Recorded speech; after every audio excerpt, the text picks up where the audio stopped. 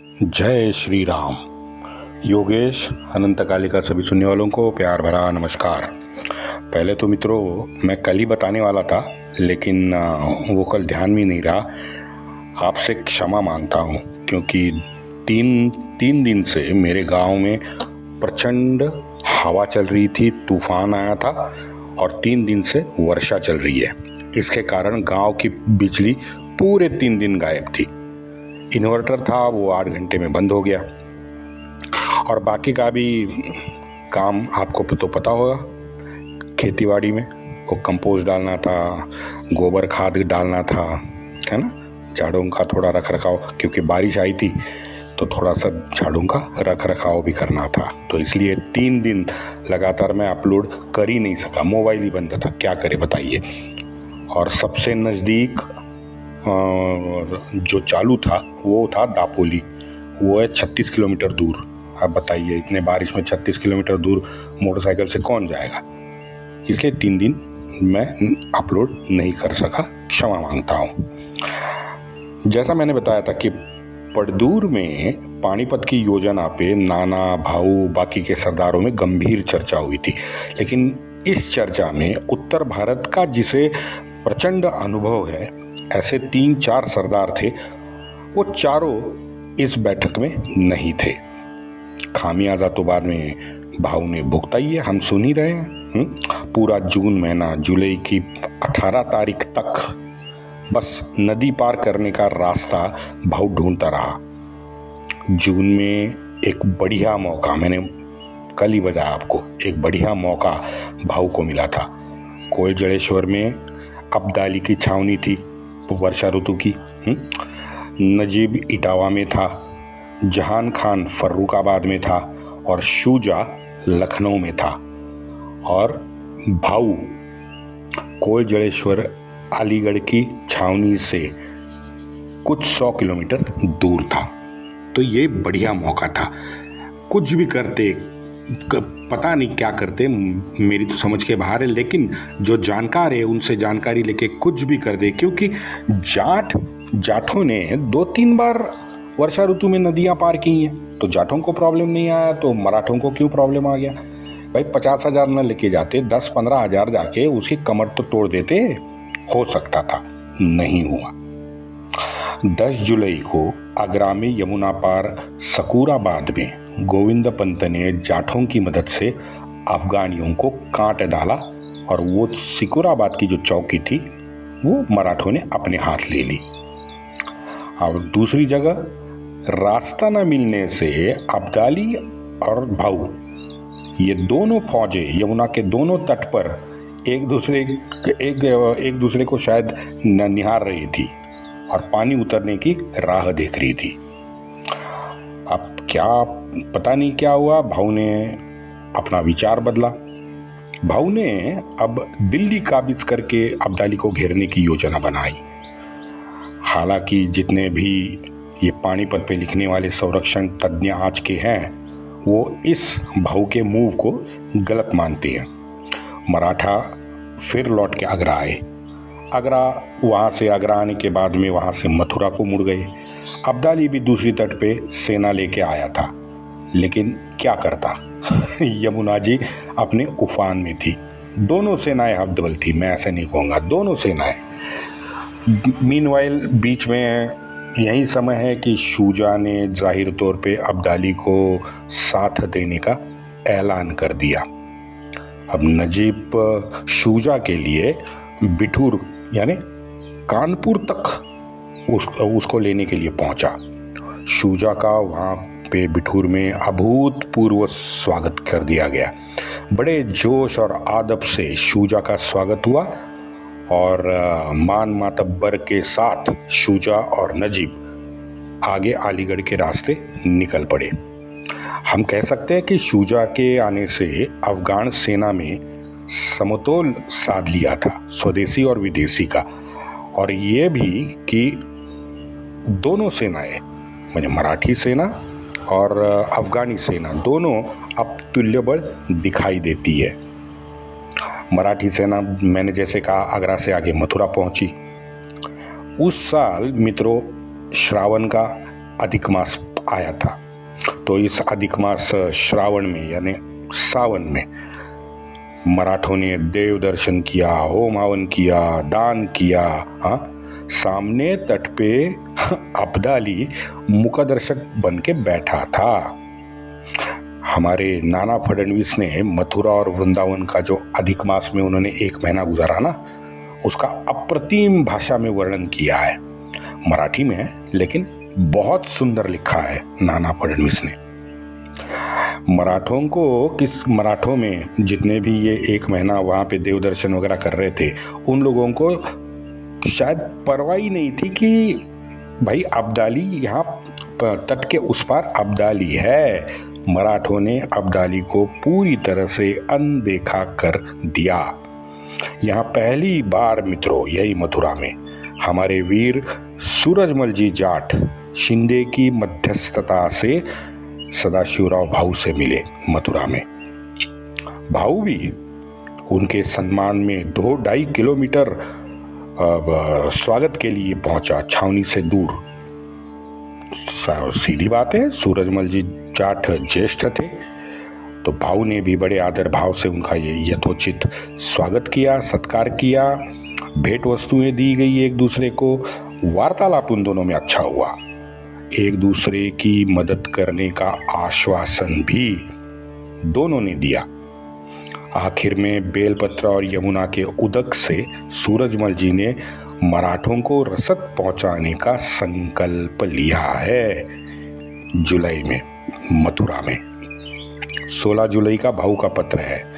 जाट इतने बड़े पानी के प्रवाह में उतरने को तैयार है। अगर जाट जाते हैं तो उनके साथ मानाजी पायगुड़े और 3-4 हजार की मराठी फौज उनके साथ रहेगी। यहाँ मथुरा में भी भाऊ को नदी पार करने के लिए जगह नहीं मिल सकी, तो उन्होंने क्या किया, अब तो दिल्ली जाने का फैसला कर लिया। सारे सरदारों से विचार विमर्श हुआ, सारे सरदारों का भाऊ को समर्थन भी प्राप्त हुआ। मित्रों याद रखिए, जुलाई 1760 का महीना चल रहा है। मल्हारबा अभी भी रंगमंच से नदारत है, वो वहीं राजपूताना बैठे थे। पता नहीं अहंकार और आत्म प्रौढ़ी ने राष्ट्र धर्म को शायद भुला दिया था। यही होता है, हम देखते आए हैं। जिस व्यक्ति में स्वार्थ हो, दंभ हो, मत्सर उसका अगर बड़ा हो तो वो मनुष्य अपने सर्व कर्तव्यों को भूल जाता है। हमने देखा है ना, पुस्तकों में भाऊ के और सरदार के बीच हुआ उहापोह, चर्चा, विकल्प, इसके बारे में कम से कम 8-9 पेजेस खर्च किए हैं। हम उन्हें सबको वहीं छोड़ देते हैं क्योंकि वो विचार विमर्श के दौरान हुई चर्चाएं हैं। अब चर्चाएं और वो भी विकल्प पर, उसमें कितने तथ्य हमको मिलेंगे मैं साशंक हूँ, इसलिए वो वही छोड़ देते हैं। हाँ, सभी सरदार परिवारों को ग्वालियर भेजने के पक्ष में जरूर दिखते हैं। सबको लगता था कि आगरा में या मथुरा में परिवार रखने के बजाय ग्वालियर शहर उनके लिए ज़्यादा सुरक्षित है।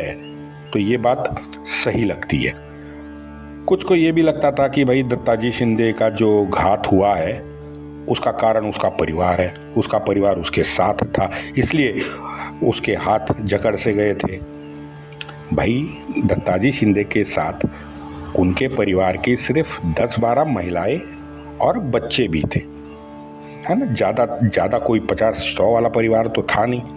खैर जो भी है, ये हर एक के अपने विचार है, वो विचार उन्होंने भाऊ के सामने रख दिए थे।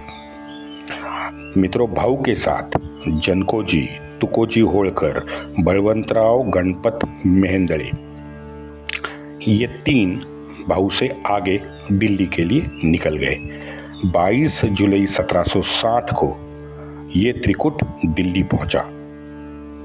दिल्ली शहर में उनका ज़्यादा विरोध ही नहीं हुआ। बळवंतराव मेहेंदळे लिखते हैं, शहर पर कब्जा हुआ है, जल्दी किला भी हाथ आएगा। ये मेहेंदळे साहब लिखते हैं।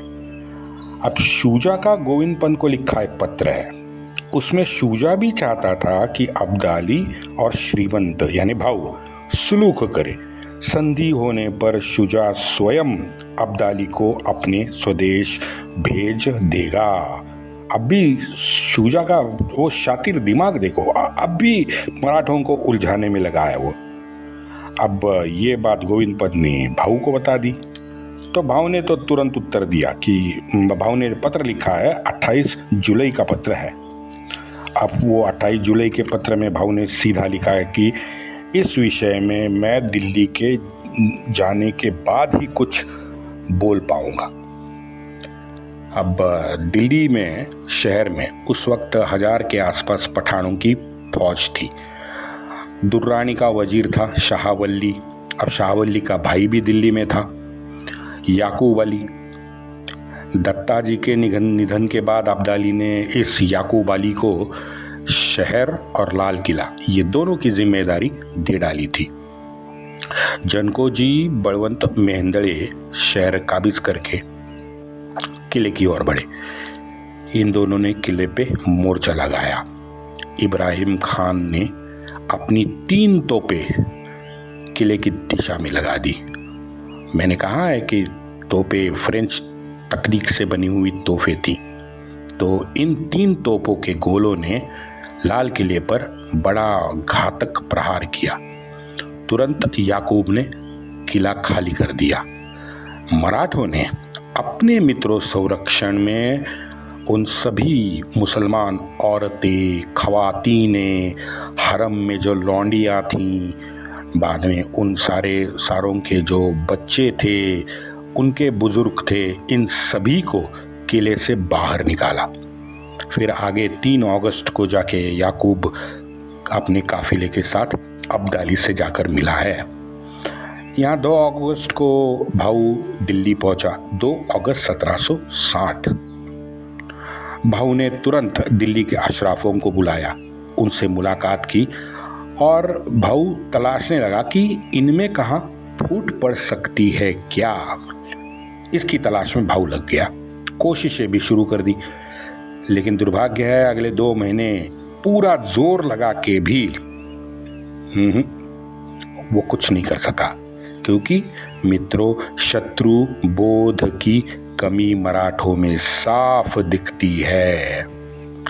क्या कर सकते हैं आप? 1000 साल के उम्मीद के ये धर्मांध जानवर कहाँ झुकने वाले थे। भाऊ उन्हें 2 महीने में नहीं तोड़ पाया। मित्रों, मुझे तो लगता है कि भाऊ ये उनका मुस्लिम धर्म, उसके विचार, उसका इतिहास, उनका हिंदू द्वेष, इन सब के बारे में भाऊ पूरा अनजान दिखता है। भाऊ तो स्वदेशी विदेशी करते बैठा था। भारत में पैदा होने वाले सभी अपने मेरे स्वदेशी है, और ये आक्रांता अफगानिस्तान से आए तो विदेशी, बस यहीं की रट लगाए था। अब ये इंटरनल जो है धर्म, उसके बारे में भाऊ शायद अनजान था या भाऊ ने अनदेखी कर दी थी। वैसे सदाशिवराव भाऊ अपनी जिंदगी में पहली बार दिल्ली आया हुआ था। इसका महत्व आप समझिए मित्रों। महाराज, उसके बाद शाहू, उसके बाद बाजीराव, नाना, चिमाची अप्पा, ये हम पुरोधा समझते हैं हिंदवी स्वराज्य के। उसमें से महाराज को आना पड़ा था जय सिंह के साथ।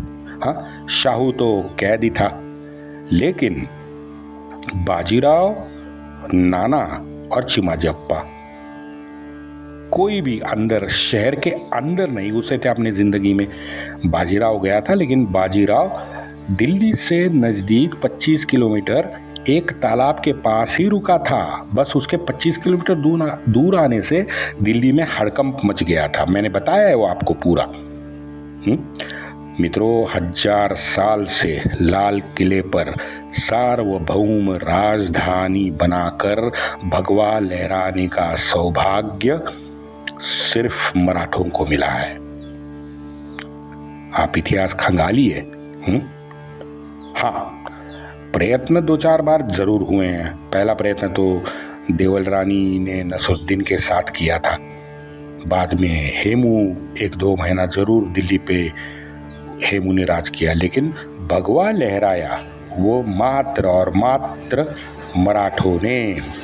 हिंदू पदपातशाही के इतिहास में ये मान सदाशिवराव भाऊ को मिला। श्री शिवराय ने जो दिव्य संकल्प एक सह्याद्री के पहाड़ के किले पे शिवलिंग को रक्ताभिषेक करके लिया था, उसका मूर्त स्वरूप लाल किले पे भगवा था। लगभग 80-90 साल लगे थे। अब 80-90 साल से बीच में इस बड़े समय में हमारे अनंत शूरवीरों ने अपना त्याग दिया था, अपना सर्वोच्च बलिदान देके ये सुदिन भाऊ के लिए लाया था। भारत के इतिहास में अगर पिथौरा जी छोड़े तो पिथौरा जी के बाद ये प्रथम क्षण था जहां हिंदू अपना भगवा लाल किले पे लहरा रहे थे। सारे मराठों में मित्रों खुशी की लहर थी। यूरोपियन तकनीक के तोपों ने मैसूर श्रीरंगपट्टनम के बाद अपना कमाल एक बार फिर दिखाया था। इब्राहिम खान की निष्ठा से सभी मराठी प्रसन्न थे। मराठों ने अपनी लगन, अपनी ताकत, अपनी हिम्मत और अपने शौर्य से आज भारत में सभी हिंदुओं के शरीर में शक्ति की अनुभूति शायद जागरूक कर दी थी। और सदाशिवराव भाऊ ने विश्वासराव को आगे रखकर किले के अंदर प्रवेश किया है। संस्कार देखो, इसे कहते हैं संस्कार। और ये संस्कार हमारे रगों में ही होते थे। विश्वासराव नाना पुत्र था, तो नाना पुत्र विश्वासराव को भाऊ ने वो सम्मान दिया। मराठी सरदार अंदर चले गए। अंदर जाके किले का विस्तार, वहाँ की 4 चौबंद सुरक्षा व्यवस्था, किले का सौंदर्यकरण, वो सब देख के भाऊ प्रचंड आश्चर्यचकित हुआ। ऐश्वर्य की ये नई परिभाषा उस दिन उसे लगी है। उसके मुंह के ये शब्द हैं कि ऐश्वर्य ऐसा होता है। अरे बाप रे, उसने तो देखा ही नहीं था। सीधी बात है भाऊ विश्वासराव के साथ मित्रों दमाजी गायकवाड़ था, जनकोजी शिंदे था, मल्हार राव होळकर था, इब्राहिम खान था, बाजीराव पुत्र शमशेर बहादुर भी इनके साथ था, यशवंतराव था। सभी इस जलसे में शामिल हो गए थे। ना, चौकिए मत। मैंने मल्हार राव कहा है। मल्हार बा भी दिल्ली में किले के अंदर उस दिन मौजूद थे। वो राजपुताना से आए थे। नारोशंकर को राजे बहादुर की उपाधि दे दी गई और लाल किले का किलेदार बनाया गया। उसके साथ नए युवा 5000 की नई युवा फौज उसके हाथ में दे दी गई। मैं अतिशयोक्ति नहीं कर रहा हूं मित्रों। आप थोड़ा सा दिल्ली का जो इतिहास है वो खंगालिए। ये दिल्ली शहर ये एक प्रतीक है बस, लेकिन अगर इतिहास 1000 साल का खंगालेंगे, 700 साल का तो खंगालो, 1000 से 1022 से 1760 तक ये गजनी, घोरी, सैयद, गुलाम, मुगल, अफगानी, इन सारों ने यहाँ पे बैठ के हिंदुओं पे अनंत अत्याचार किए, आगजनी, प्रताड़ना। और वो भी मुझे दुख इसका बात का है कि केवल धर्म के आधार पे उन सभीयों पे अत्याचार हुआ। हमारी 26 माताओं का सिंदूर जो उजाड़ा गया वो सिर्फ हिंदू महिलाएं, हिंदू पत्नियां थी, इसीलिए ना। मुसलमान तो यहाँ जश्न मनाने लगे थे। कश्मीर के मुसलमान भी उस दिन जश्न मना रहे थे। वो वीडियो आपने देखा होगा ना, अल्लाहू अकबर, अल्लाहू। भाई गोलीबारी चलने से मात्र 5 मिनट पहले ही तू अल्लाहू अकबर करने लगा। इसका मतलब है तुझे मालूम था कि नीचे गोलीबारी शुरू होने वाली है। और यही मुसलंडे पैलेस्टीन के बच्चों के फोटो दिखा के पूरी दुनिया को लूटते हैं। यही होता है। शुक्र मानो वो देवदूत का। मैं इंटरनेट को देवदूत कहता हूँ। तो अभी इस देवदूत के कारण विश्व की आंखें खुलना शुरू हुआ है। भाई मुसलमान शांति का दूत कभी भी बन नहीं सकता। सारे मुस्लिम शासकों के कब्र पे पांव रखकर शान से भगवा लहराने का जो कार्य है वो सदाशिव चिमाजी अप्पा पेशवे के नसीब आया। अद्भुत बात है। वंदे मातरम।